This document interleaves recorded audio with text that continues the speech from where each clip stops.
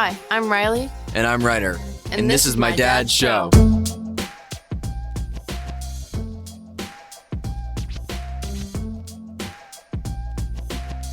Hey everybody, it's Casey Jacox with the Quarterback Dadcast. I want to say thanks to all of our listeners, thanks to all of our sponsors for all your support.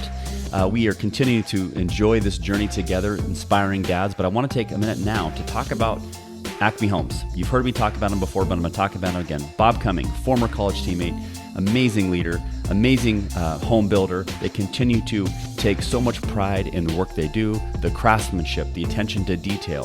Whether you're looking for a home up in Monroe, up in Sultan, up in Wenatchee, this is where they're doing their amazing things. So many people during the pandemic, as we have the ability to work from home, have decided to move out of the city to try to find homes where there's more acreage. Well, that's exactly what Bob and team at Acme Homes give you. So check out Valley Vista up in Monroe. Check out Daisy Meadows out in Sultan.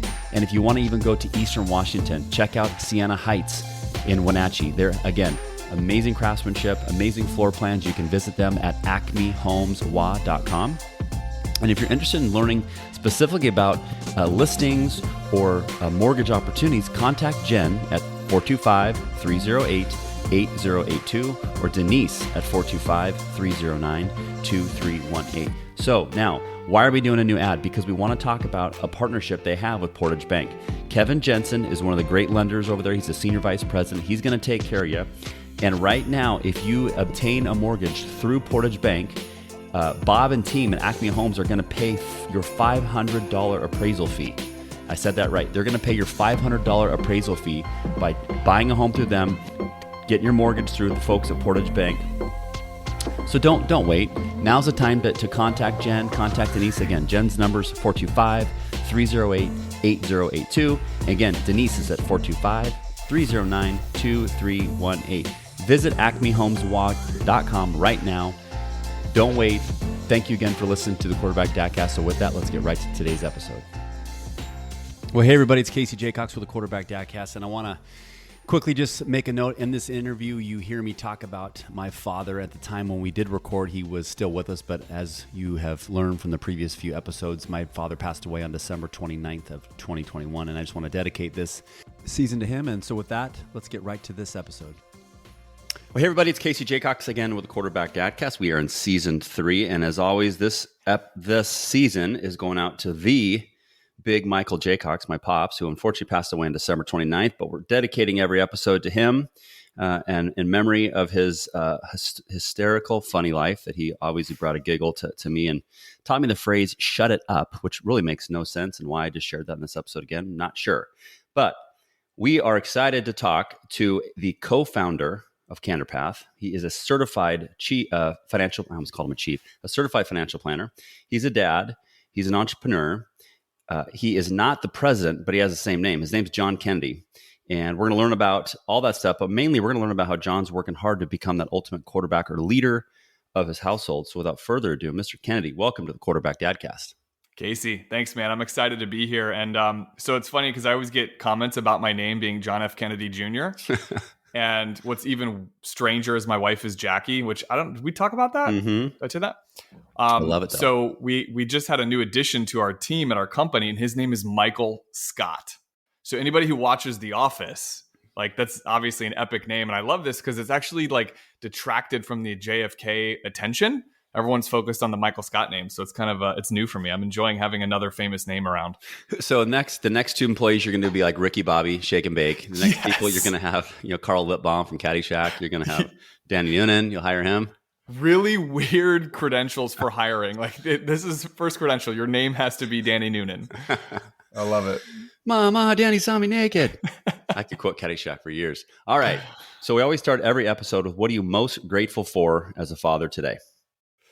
I think I'm most grateful for I know this might be cliche, but the time I get with my kids. So, with COVID and everything, it'd be really easy to get in the negative headspace of how life has changed since 2020.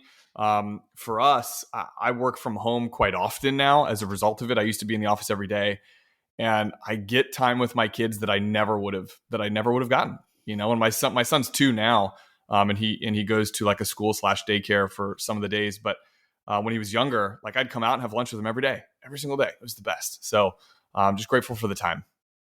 I already have a question, but I'm going to go into my gratitude first. I'm grateful over this past weekend. So we're in January right now. When this episode will either come out in February or March, TBD, everybody. But I'm grateful for. We were in Las Vegas last weekend for a golf tournament for my son, his first ever, like kind of, I'd say more competitive golf tournament. We were kids from all around the United States and super fun experience. And golf, my friend Darren Ballmore told me 3 words: golf is hard, right? And I'm a 1.7. My son's a 3 handicap, and he had a really difficult hole where he did not understand the rules of golf for whatever reason. I thought he did, but there's one kind of ruling where he didn't understand. His playing partners didn't, and it completely screwed him. If he had understood the rules, it would have helped him to his advantage. And it was about where the ball entered a hazard. Mm-hmm. And when he explained it to the rules official, that person didn't understand. So it was like this massive cluster F. And as parents of a golf, you have to be 25 yards away from your kid and you can't talk to him. So it's like pretty hardcore.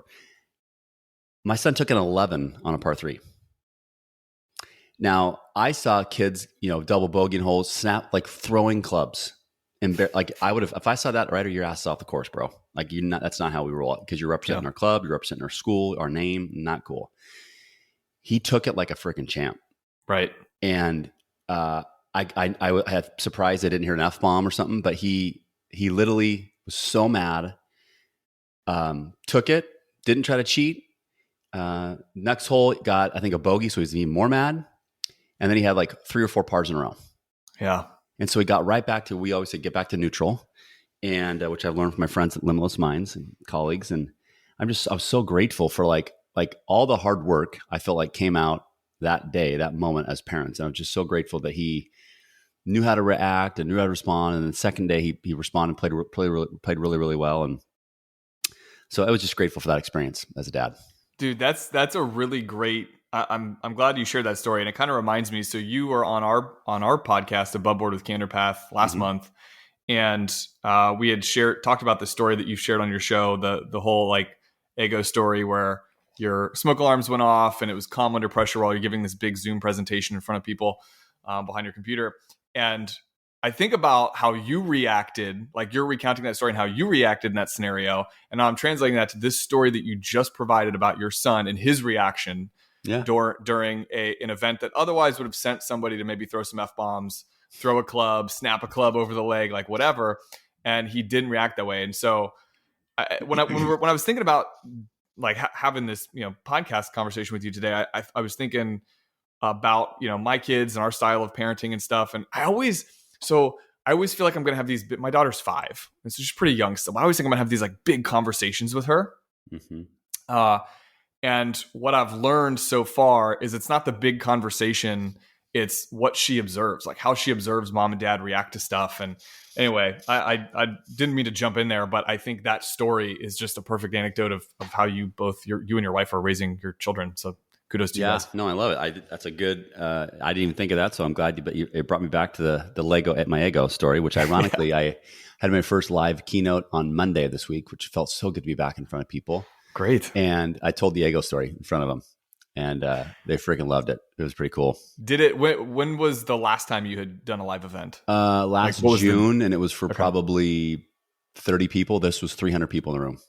Do you still get nervous doing those? I get jacked up. It's like playing football. It's like getting in the huddle. It's first tee. And my daughter was like, "Dad, why do you like to do that?" That's like, I do not. My wife's like, "You're crazy." I'm like, I love it.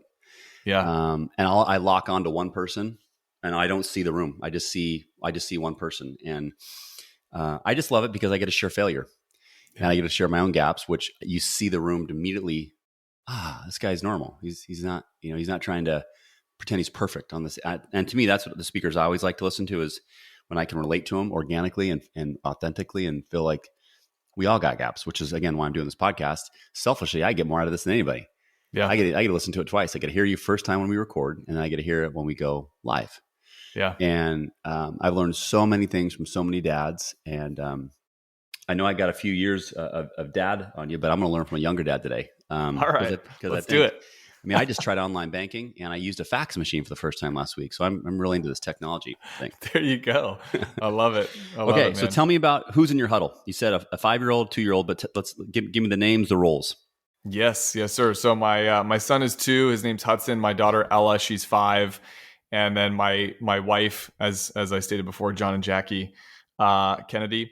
And by the way, important thing to note, which hopefully we'll unpack at some point today, but we had talked about this previous to the show. I am now the head T-ball coach.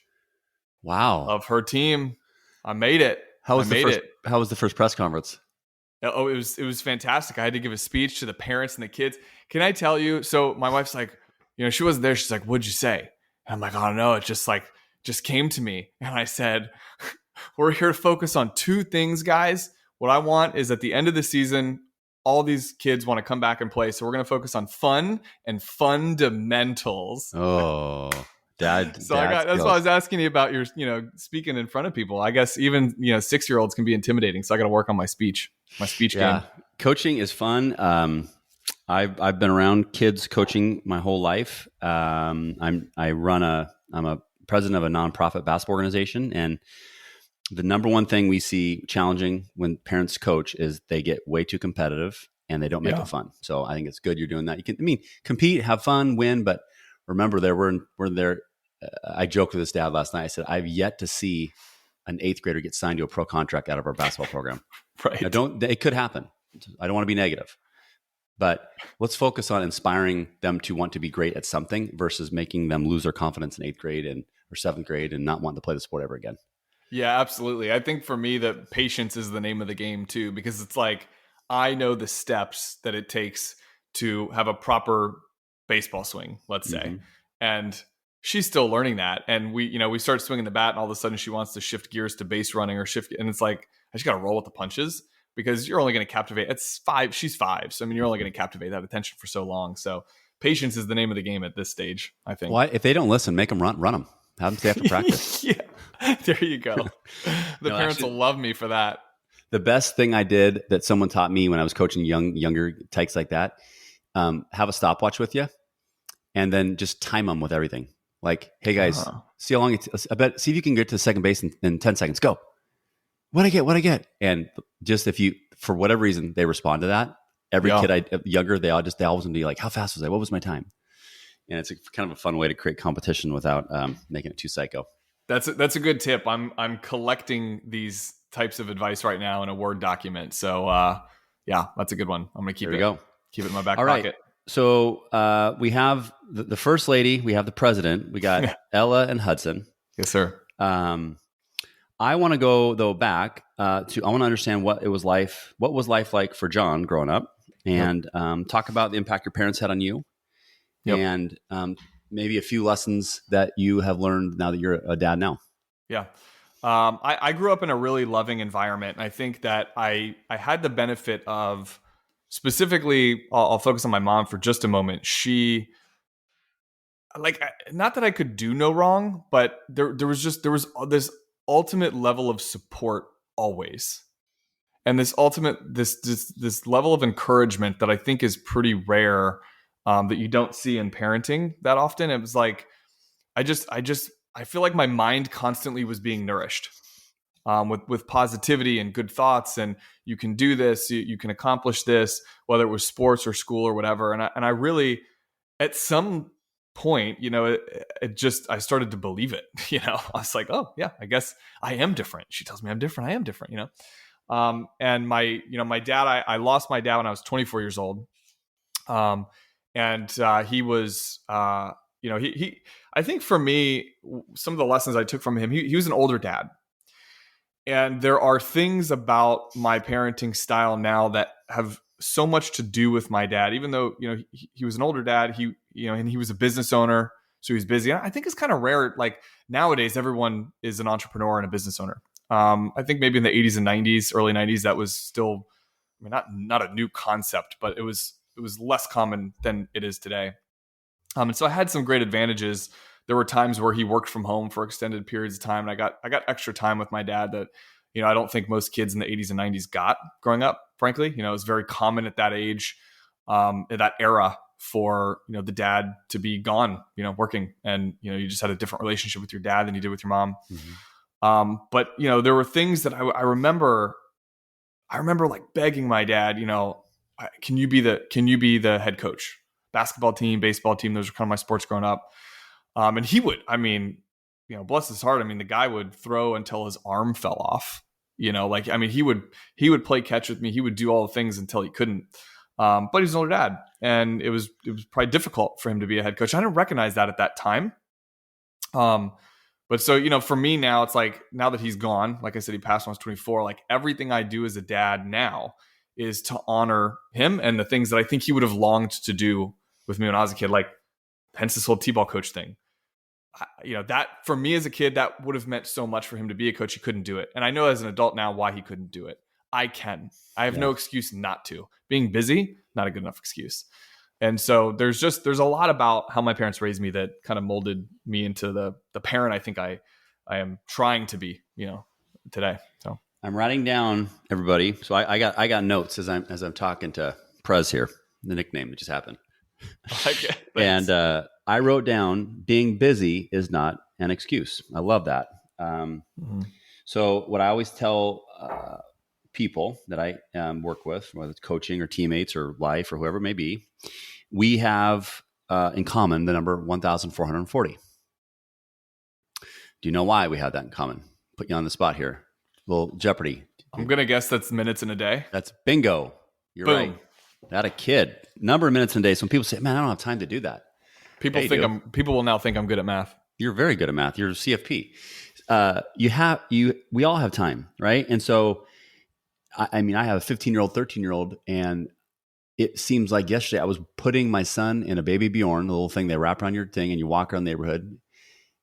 That seemed like yesterday. And now he's 15, freaking 5'10", big dude, hits bombs off the tee, massive smart ass. Weird. I wonder where he got that. And just a bully with jokes. But I'm like, at me, of course. But it's like it being busy is not an excuse. I love that. You talked about your dad. You mentioned a couple times he was an older dad. Like, are we talking like Parenthood, like from the movie Steve Martin? How old? Or no. I think so. When I was born, he was maybe mid 40s. Okay, mid 40s. So think about like an impactful time when you're at that age where you want your dad to be a coach. You're 10, 12, 14 years old. Just pre-high school. It was in his mid to late 50s by that point in time. And, some other injuries and medical things that had gone on just prohibited him from doing it. But again, as a kid, like as a 10-year-old, you don't know that. Like you don't understand that. You just see other dads doing those things and you're like, yeah, I want you to do that. And again, it was one of those things, like it never hurt me. And like I was never sad because he was always there. Like my parents were just present, man. Like that's one of the things I will say, like they were there at practices. It was really common back then, probably still is today. I'll let you know when I hold my first practice that like parents would drop off the kids and leave. And you probably shouldn't do that if your kid's 5. But when your kid's 10, going to the bar. Like I remember that, parents would leave. I always had, at least my mom or dad there. Just they weren't yelling and screaming and hollering. They're just present. They were there. I always knew they were there. And so it was just a very comforting feeling as a kid. I grew up with my parents being present, and we'll talk about, I was relatively young, and I know you had a conversation with Matt about this too. He lost his dad at a young age too. So we'll talk about the impact of that later. But I feel like, going back to what we said, like being busy is not an excuse. And my wife, I know I'm going all over the place here, but my wife has told me before, especially, at the infancy of starting Canter Path. This, start a business, like that's like another child. Like having your business is another kid. That's like a whole different set of responsibilities and excitement, and it's fun. And there were moments where my wife would say to me, you're physically here, but you're not mentally here. Yeah. And I'm like, God, that's not good enough. Like, so, and I would kind of hang my hat on like, well, I'm here. I'm here doing the stuff. But if I'm not mentally there because my mind is thinking about how I'm going to finish writing that email or how I'm going to respond to a client, that's not good enough. So, well, that's another nugget. We'll hit into that later. And he mentioned John mentioned Matt. Matt is his co-founder. We had him on a previous episode. You'll be hearing that in the future. You might have already heard it, depending on when this comes out. Tell me what kind of business your dad was in. He was in construction sales. Okay. So he started a couple different businesses, but he was in construction sales. So specifically, like it's a weird niche, I suppose, looking back, but it was drywall. And so I was used to going to different like job sites with him as a kid and like seeing different properties being built. So it was really cool. Now, are you handy?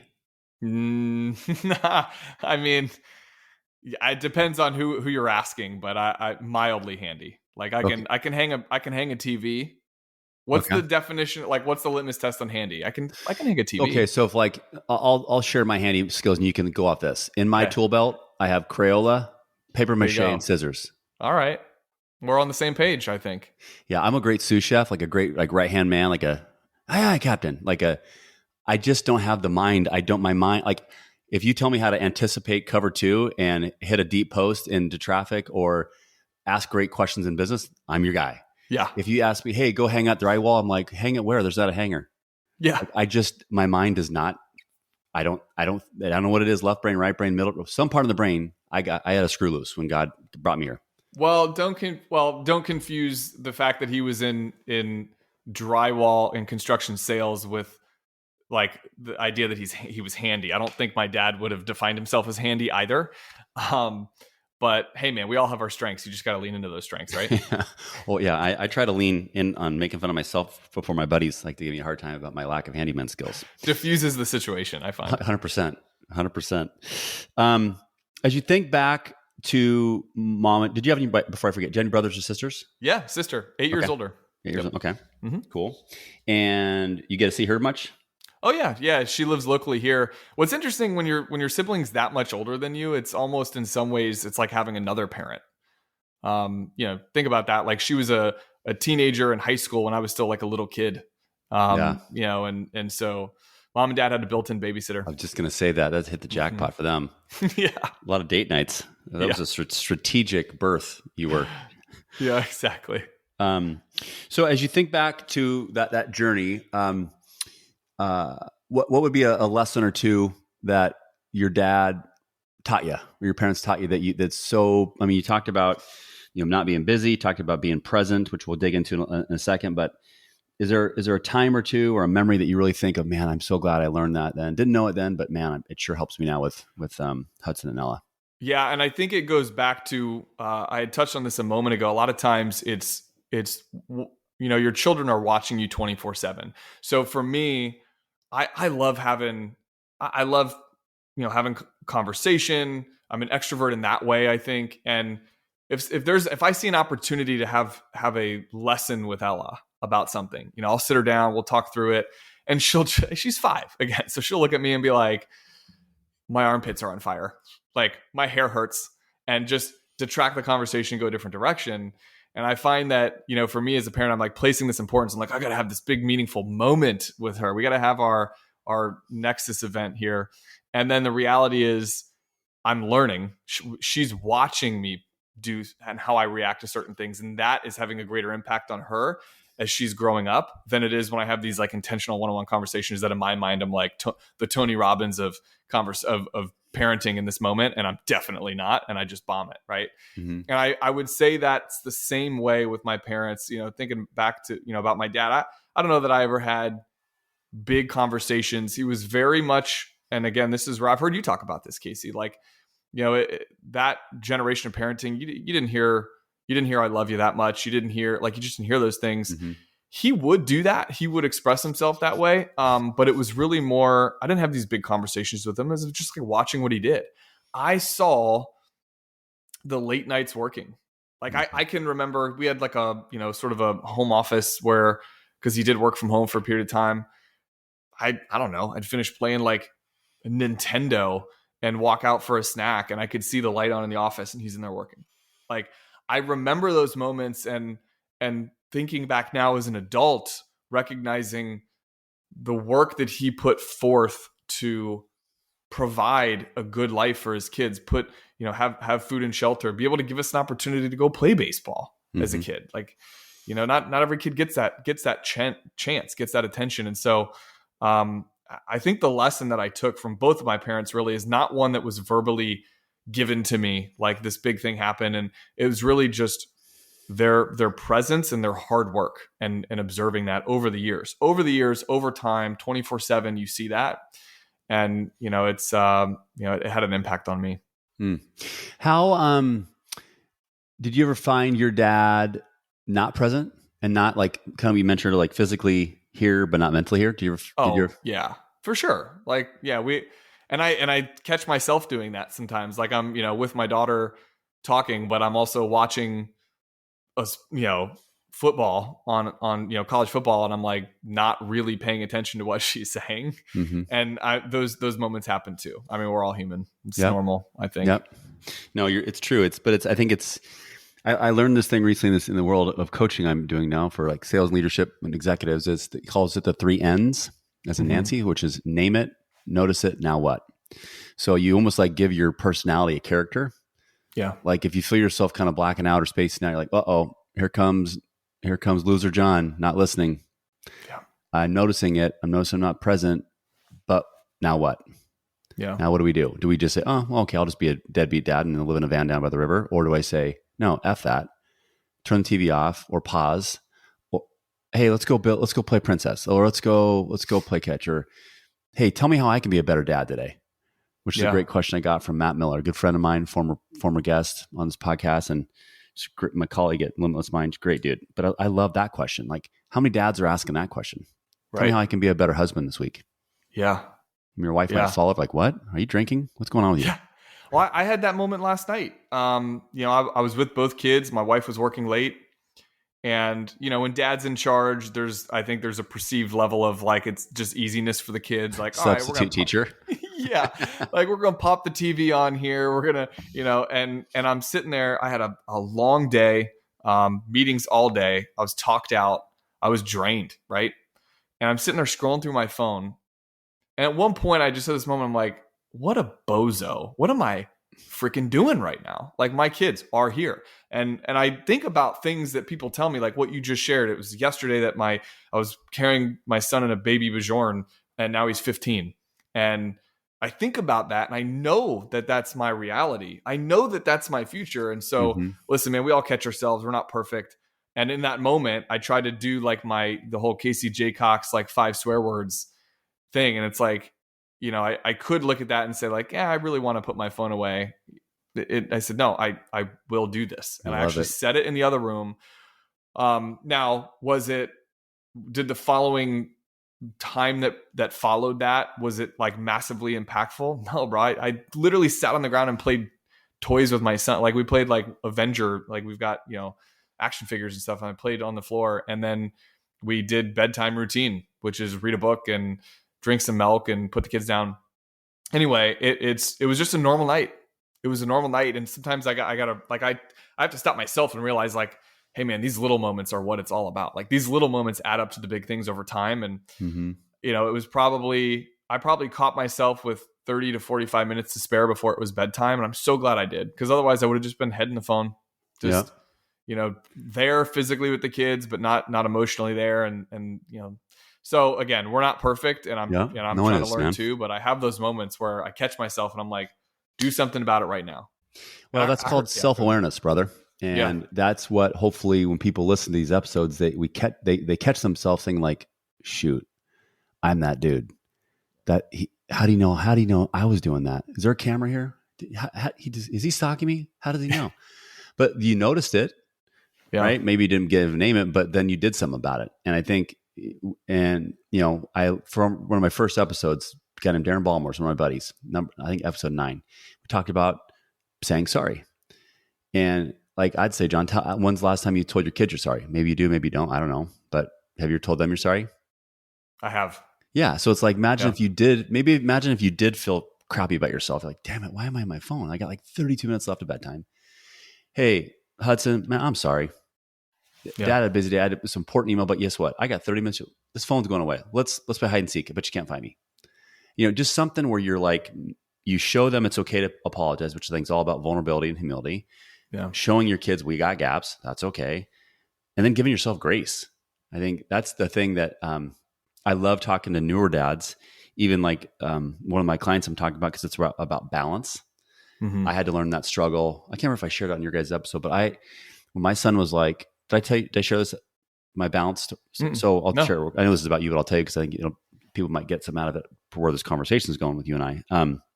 Hey everybody, it's Casey Jacox. I want to take a quick break to talk about my friends up at Catch Sitka Seafoods, who continue to be just an amazing, loyal sponsor. And for those of you who've tried it, thank you. For those of you who haven't, you're missing out. And now's the time to make sure that you visit catchsitkaseafoods.com and get some of those amazing smoked salmon. Get some of that amazing rockfish, blackfish, black cod, salmon, whatever it might be, whatever you like. But what's great about opportunities they have, now's the time to subscribe to a box so that you're going to get that reliable cadence of the best fish directly from the dock to the doorstep. And what's great about Catch Sitka Seafoods, they make it so easy. So those that maybe aren't the best chefs at home, doesn't matter. They're going to give you this beautiful, nice laminated recipe card that tells you exactly how long to cook it, whether you're going to barbecue, you're going to bake, you're going to fry, whatever the way you want to do it, they're going to make it easy. So please visit them today, catchsitkaseafoods.com. Sign up for a subscription so that you're going to get the best fish delivered directly to your door. You won't regret it. And just like my daughter Riley says, Dad, I don't even like fish. And she does now because of my friends up at Catch Sitka Seafood. So with that, let's get right back to today's episode. When my son was like 10 or 11 months old, I was a super stressful job. I was, quote unquote, I don't mean to go Uncle Rick. I was our number one guy in our company, which doesn't mean anything now. A lot of stress, a lot of pressure. And I was getting home like at 6:45. He was going to bed at 7. And I was like, this sucks. This isn't being a dad. Like, why am I doing that? I was leaving at 6 in the morning. He wasn't up yet. And I remember going to my boss. I said, this is not working. Like, I know you guys like the Casey at work, but I'm not good at Casey home because I don't feel like a present dad. And I know that my role is to help generate revenue and money for my family and business, but I want to be, like you said, physically, I want to be mentally here too. Yeah. And so we kind of worked together, and we literally changed my hours, where I leave at 4:00 every day, like a banker. And she's like, my boss, Angela Ronica, she trusts me. She goes, Case, I trust you. I know you'll be on the phone the whole drive home. I had about a 50-minute commute. But when 5:00 hit, or 4:45, whenever I got home, that phone went away. Yeah. And from 5 to 7, it was family time. And I set expectations with clients. I set expectations with my team. And all of a sudden I felt better about myself. I had balance. And then I had to get online afterwards to like document or do some email work. But in the end, I was a better dad. I had balance and it was more fun. And then it's funny, John, my business career took off once I did that. Wow. Yeah. It's amazing when you find like you put some constraints around it, you put boundaries, yep, and then magically you were still able to get all the work done. Yep. Like the same amount, the output or the end result was probably the same or better actually, because you improved at your work, and yet you were giving it less hours. So all of a sudden what was probably happening was, I'm making assumptions here, but there was a deeper level of efficiency while you were working. 100%. And you knew like, okay, you probably lined your day up even and had like, all right, these are the calls I'm going to make in the car. If this person doesn't answer, I'm going to call this person next, and just keep going until you pulled in the driveway and you ended it. And I think that's huge, man. I would say that it's hard for some people to just turn it off. We're so addicted to our phones, and man, I think I shared this with you. I had to take the Apple Watch off because I couldn't live with the constant dings. And I know I could control it, but like the only thing that worked for me was literally removing it and just putting it, and I'm done with it. I don't use it. And my phone is the same way. And I recently discovered, I know this is dumb because everybody knows Do Not Disturb, but I have recently discovered the power of, there's like different levels of Do Not Disturb that you can set up on I have an iPhone, right? And so I can let, like, if it's work Do Not Disturb, I can let like my wife, my business partner, some of the people that are company, like I can let certain messages come through, and then everything else goes on Do Not Disturb. And I'll do that for work focus if I'm like really trying to work on it. But when I get home, same thing. Like now all of a sudden the Do Not Disturb flips to if my mom calls and something happens, if my wife's running late, she needs, like, there's different settings there. And that has been huge for me because sometimes there are moments where I'm like, I just want to put my phone in the other room, but I can't because of insert excuse. And an easy way to maybe try to work through that excuse is just try these different do not disturb settings. At least that's what's worked for me. I've been doing this only for like 2 months, but it's been tremendous. And then what I find is the kids are down. It's 8:00. I put them to sleep. I pick my phone back up, and I didn't miss anything, man. I think I'm missing stuff in that moment. Like, oh, this email, they need to hear back from me right away. I didn't miss anything. It was there waiting for me. Yeah. And and if I responded after the kids went to bed, that person still heard from me within 3 hours. I mean, goodness, that's a good turnaround time, I think. Yeah, we our ego is a funny little character inside of us, and we think we're so important. And whenever I see that, people, I said, "Man, did you change your phone number?" They're like, "What are you talking about?" I said, "Why is your number's not 911? Because you're acting like it's 911, and you're not that important, and neither am I. Neither of us are important." Yeah. Right. Okay, I want to go back to your pops. Yes. Maybe talk about if you feel comfortable, like what was some of the health challenges that unfortunately led to his passing? Yeah. So he had when I was younger, he had several strokes, and then ultimately I was around 23. So this was maybe beginning of 2011. He was diagnosed with esophageal cancer, and anybody that has ever experienced that type of diagnosis, I mean, it's not a good type of cancer to get. And by the end of that year, he had passed away. Chemo, radiation, he did the whole thing, and he had passed away. And I think, man, I don't know. There's a lot of lessons there to learn. Like there's two ways to look at that situation of losing a parent that young at 24, and we almost lost him when I was like 15. So my perspective had been, and still is to this day, I almost didn't really know my dad. Like think about like 15 years old. Like if you lose your dad at 15, there is a lot of maturity and growth that happens between 15 to 25. And I got to know my dad in that age, 15 to age 24 in a way that I wouldn't have had the opportunity to.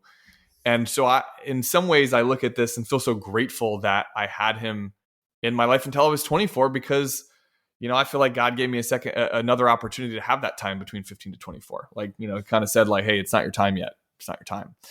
And so I definitely feel grateful for that opportunity. I think the other way to look at that would be to go more of a negative path and approach, which is totally fair. Like I could see why someone would get to there.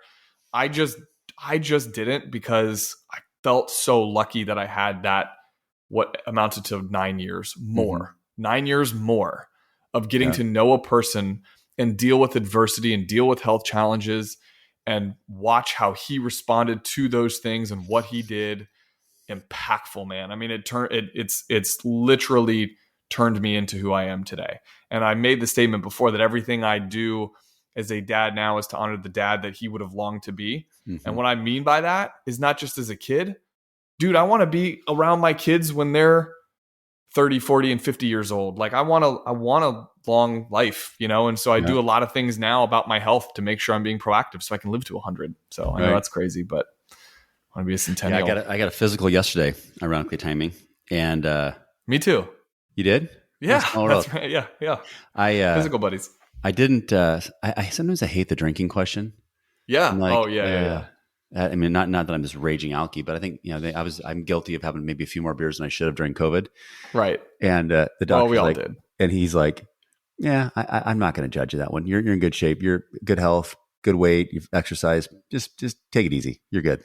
Yeah. Well, when I get asked the question, I ask a question back, and my question back is, do you mean like in this, like right now in this season of life, or just in general? Because if we go back to 2020, it's a different number. But if you're asking my weekly average now, it's different, What if you said, how many beers do he asks you, or she asks you, how many beers do you have a week? Yeah, there you go. I like that. The reversal. Yeah. I'm looking to kind of benchmark here. So how many cocktails do you have? How many beers do you have? I can smell it on your breath, Doc. Okay. So 15 to 24, you talked about really getting to know your dad. Tell me more about that. Like, how did you do that? There were, okay. So within that, you're in college from, let's say, ages 18 to 21, at least I was, and that's kind of a normal age range for college. And I can remember, we had done a few trips together, a couple of road trips. So I'm a big baseball fan, Atlanta Braves fan. So we went to Atlanta, had these moments together. And obviously, like I think like a lot of father and sons, you bond over sports. So for us, it was Braves baseball, which they just won the World Series. So that was awesome. And Notre Dame football. Those were our two things. Those were our two loves. And so we had that bond together. And I can remember, it's so silly, but I went to school. So I grew up down in South Florida. I went to school in Orlando, which is a few hours north.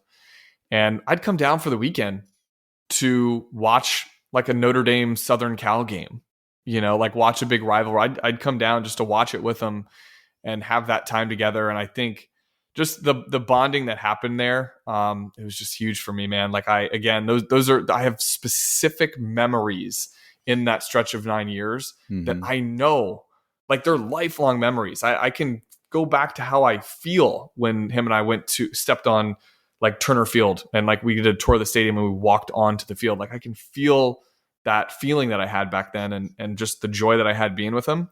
And I wouldn't have had those memories had we lost him when I was 15. And so it's just a feeling of gratitude, man. Honestly, I know that sounds strange, but it's cool that I had him for that extra amount of time.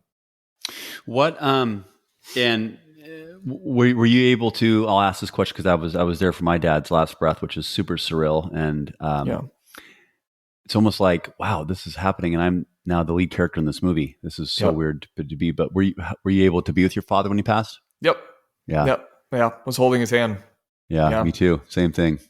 So I'm curious about yours. In my case, my wife and I were not married; we were engaged, and so what was really in that year keeping him going was like, I want to make it to the wedding. And so we had actually changed the wedding date. We had moved our wedding date up by a year. Wow. And we had done this. We were going to do a makeshift wedding. And it was scheduled for December 12th of 2011. And he passed December 11th. He passed the day before. But I can remember having so many conversations with my wife too. Like he pulled my wife aside and said, listen, you guys aren't married yet. You're a part of this family. You're such a blessing to my son.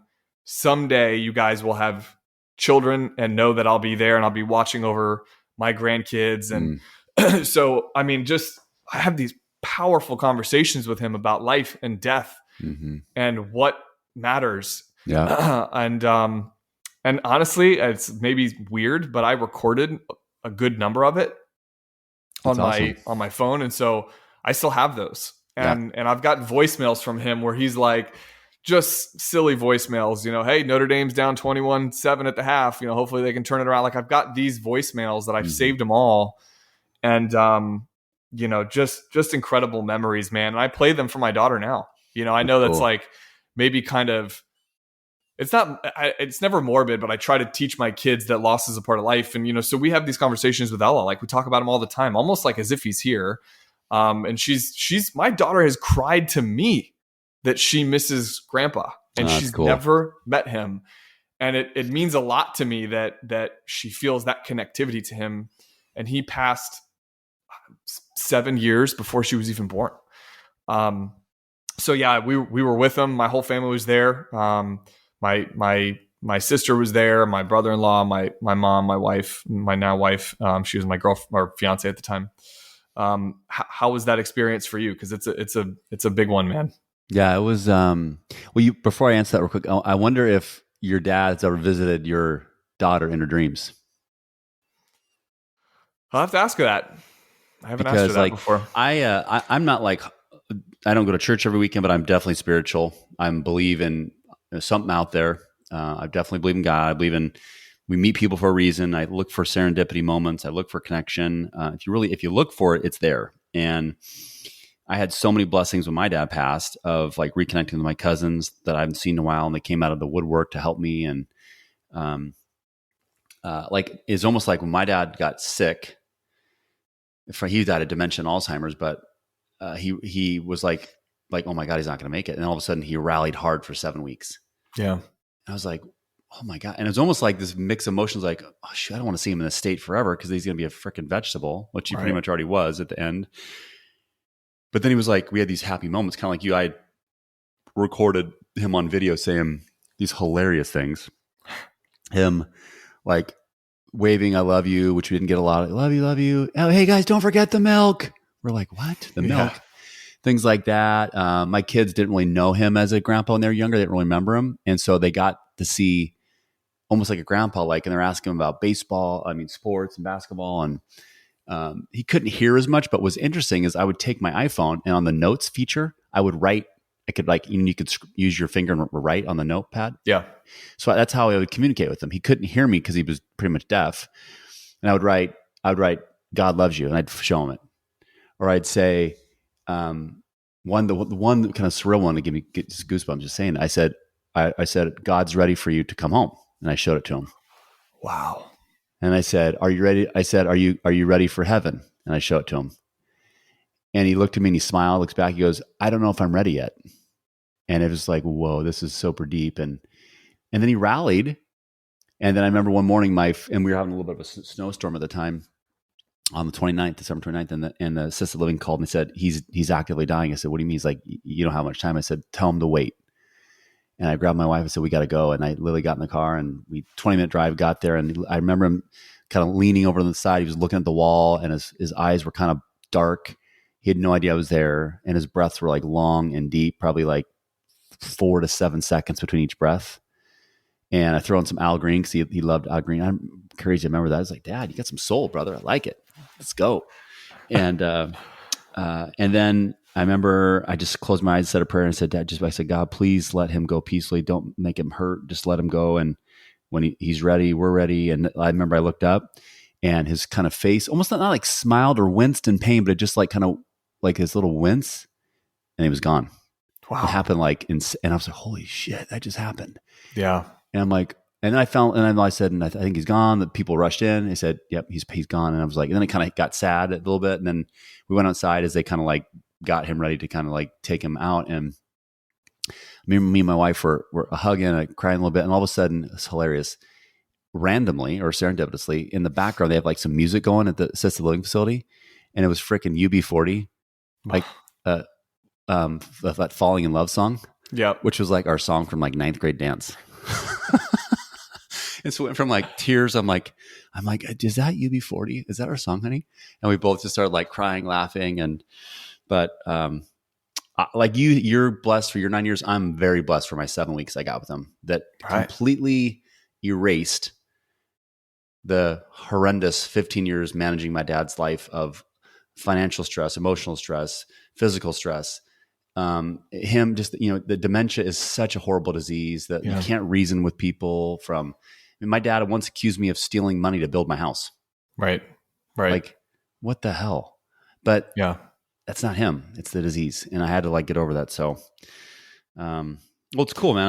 I think, go ahead. Sorry, I didn't mean to interrupt. I think that dealing with loss is, everyone deals with it and processes that experience differently. For me, and I think for you too, it was important, not just for our dads to be there, to be saying a prayer with them, to be holding their hand when they passed, but for us, it's not a comfortable idea that, you're going to be with somebody when they die.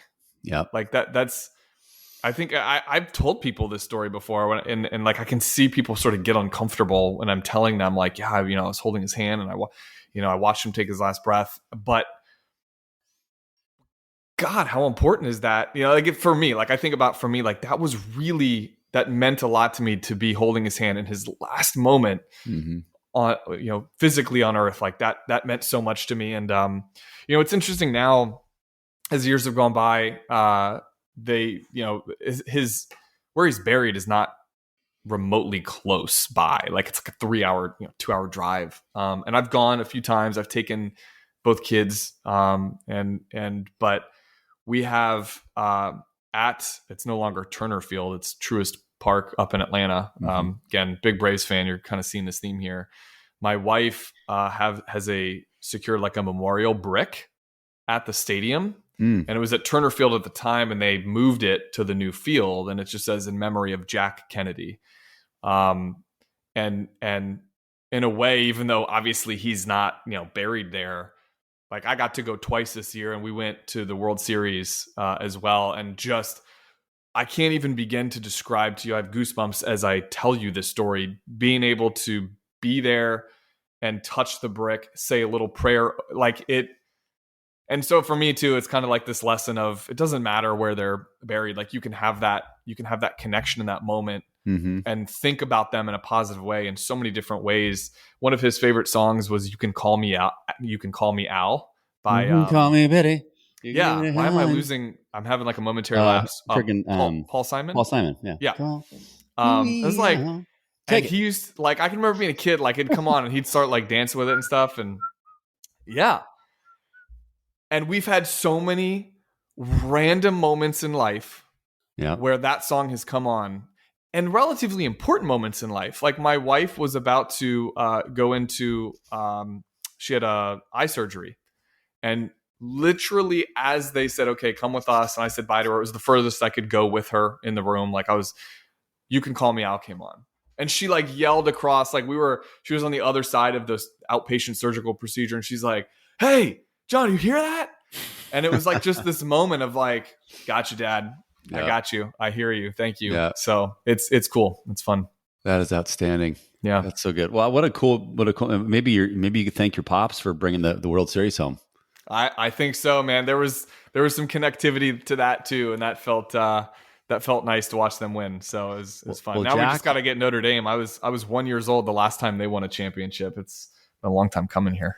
Hey, Jack, if you're listening, I'm a Seattle Mariners fan. We're the only team that has never won a World Series. Feel really good about that. So if you could do anything in Seattle, I'd really appreciate it.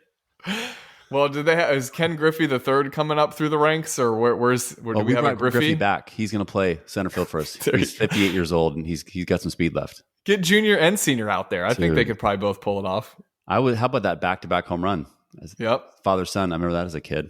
This is our year. I've seen that recently. I've seen that video, like scrolling through Facebook. I love that video. What a moment. Random baseball tribute moment. So I'm a diehard Mariner fan. Dave Niehaus, one of the best announcers ever. Rest in peace, Dave. He's in heaven.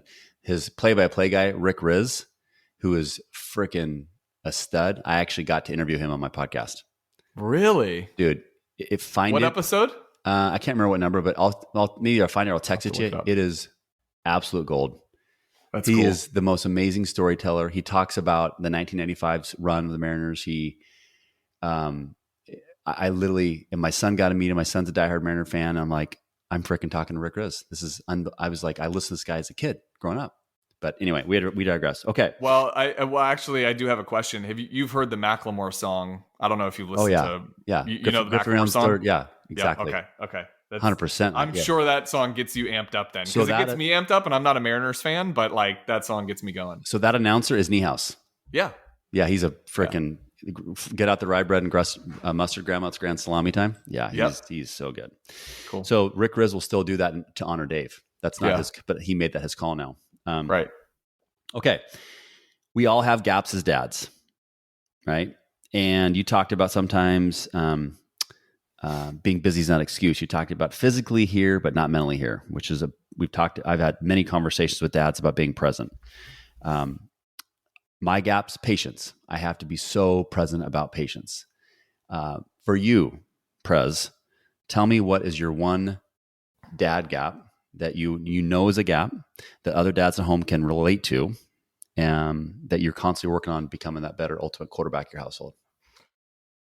I think patience is a good one. The next step I'll take, which is, we've kind of talked about this, for me, it is being emotionally and mentally present. Like, again, I have patted myself on the back before of being physically there.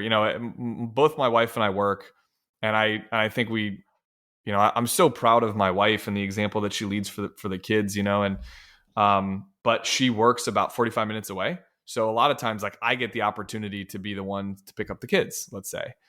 And so I've patted myself on the back before. I'm like, look at me, what a good dad. I'm physically here all the time, and I work from home a lot of days now. And so just because of the work I do, I have that advantage, right? And yet I realize, and I've had those moments where I'm like, I am not here. What am I doing? What am I doing? And I think I probably first really had that epiphany in March of 2020. You know, obviously, unless you were living under a rock, we all know what happened in March of 2020. For me, in my world, working with folks, retirees with their assets, their money, the markets dropped like 35% in 3 weeks. It was the most unprecedented, precipitous drop we had ever seen in history.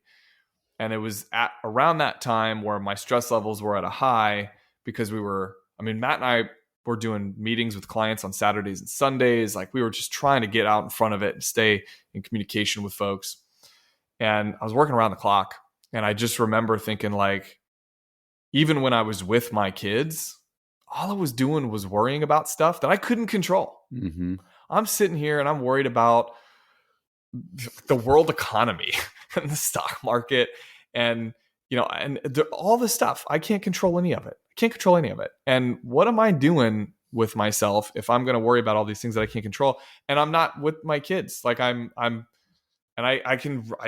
very much remember this moment. I'm outside on my back patio. I'm pushing my daughter on the we have like a swing set back there, and I'm pushing her on the swing.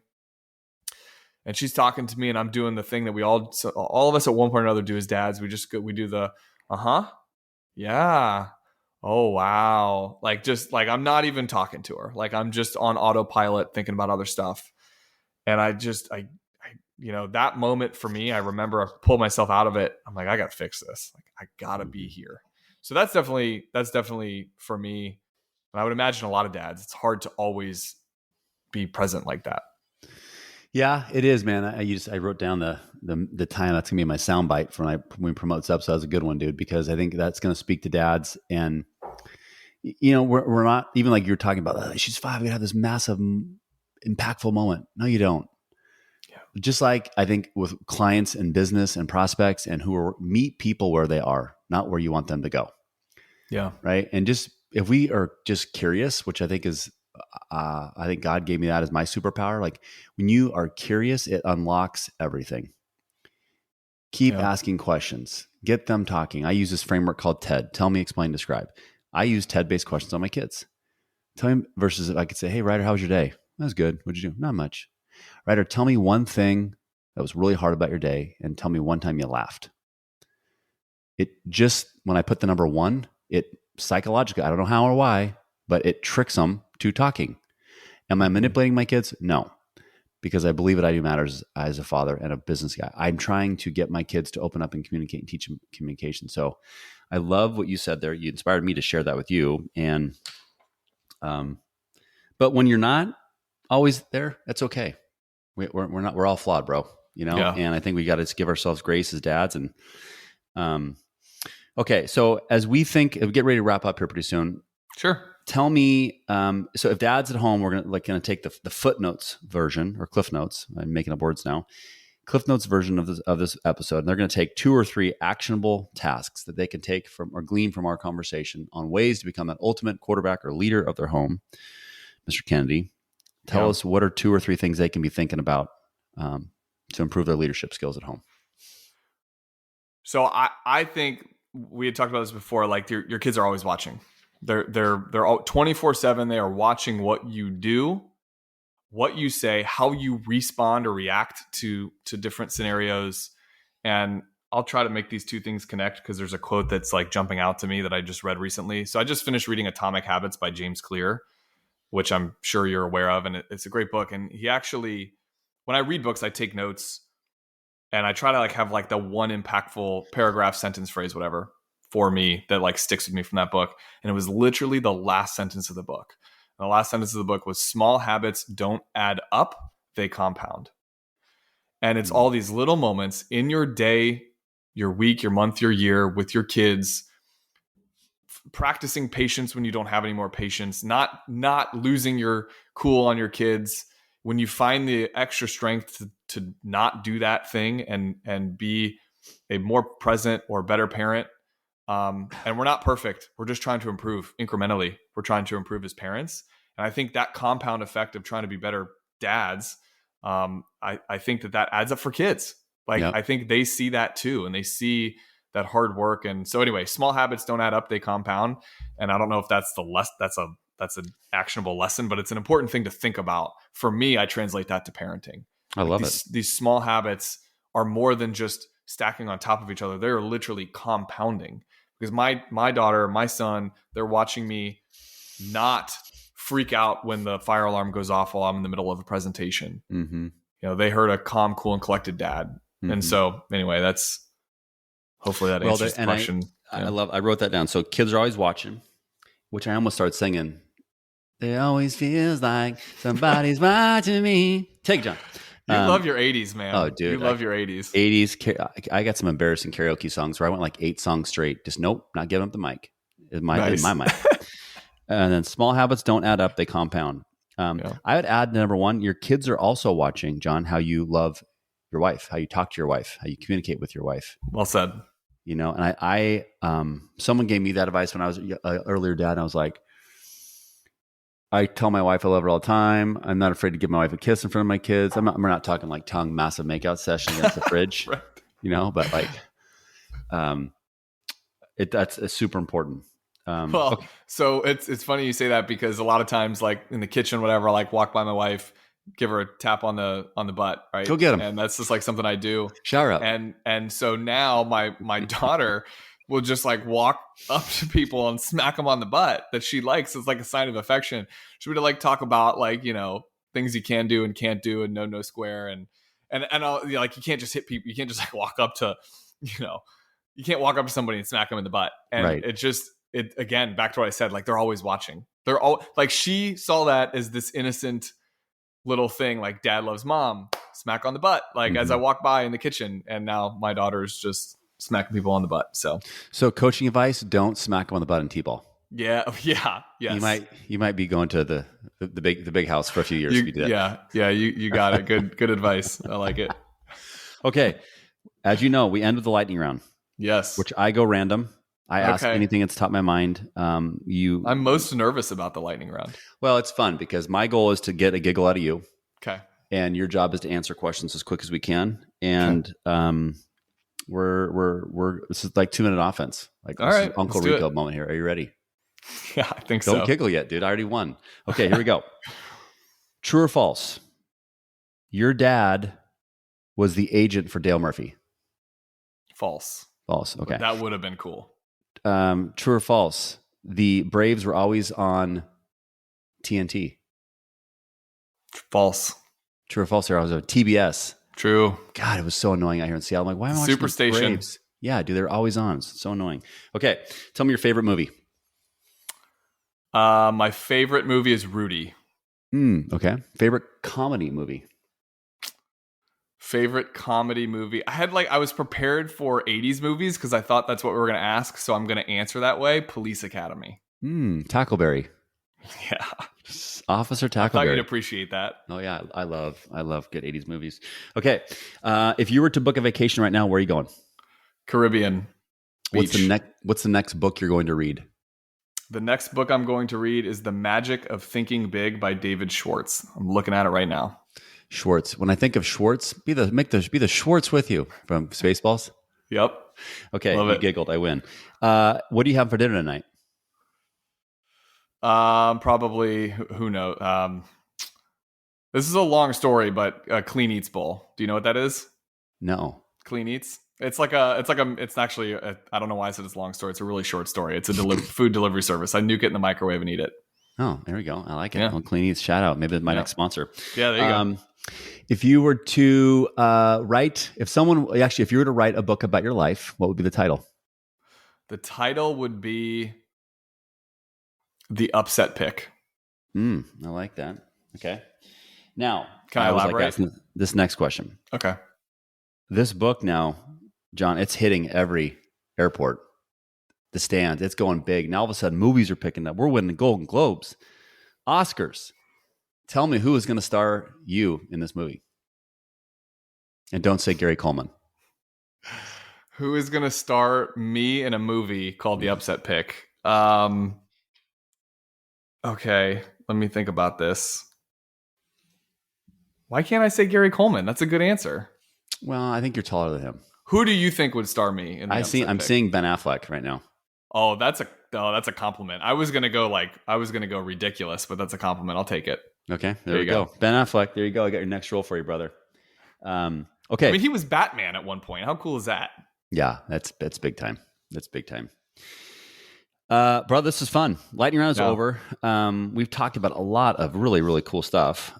These conversations always fly by. People at home, I hope that you've enjoyed our conversation. Hope you've learned a lot about John. Hope you enjoyed us both openly, vulnerably, authentically talking about our fathers and honoring them and deeply talking about our last minutes on earth. I think it was fun and therapeutic to talk about. And I wanted to give a huge shout out to my boy, Assam at Catch Sitka Seafoods. You continue to do what you do.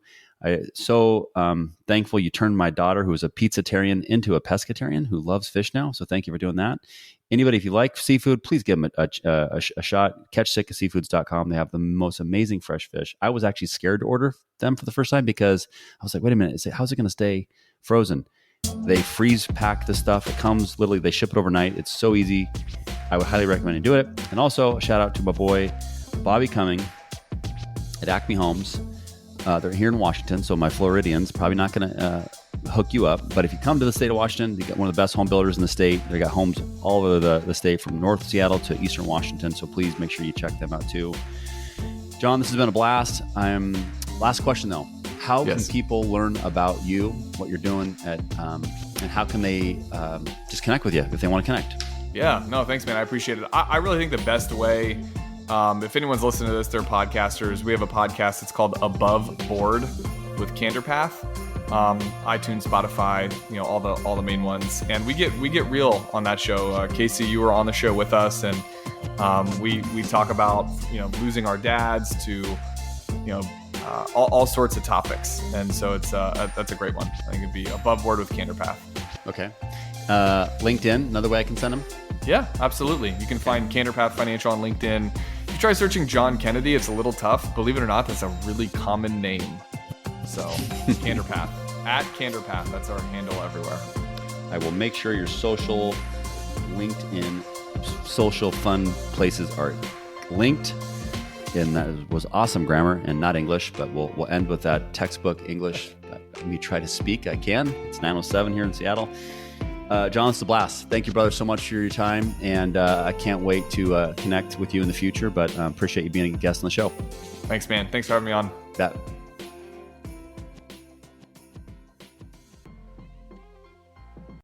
Well, thank you guys so much for all your support. One thing I have not asked of you fellow loyal QB Dadcast listeners is go to iTunes right now. Please leave us a review, hopefully a 5-star review. Let us know what you like. Let us know areas where we can improve. If you listen on Spotify, iHeartRadio, Google, Amazon Music, we're on every podcast player. So please take time to leave us a review. It's going to help us get this Quarterback Dadcast out there to other dads who are looking to improve. So I appreciate your guys' support, and we will see you next week for another episode.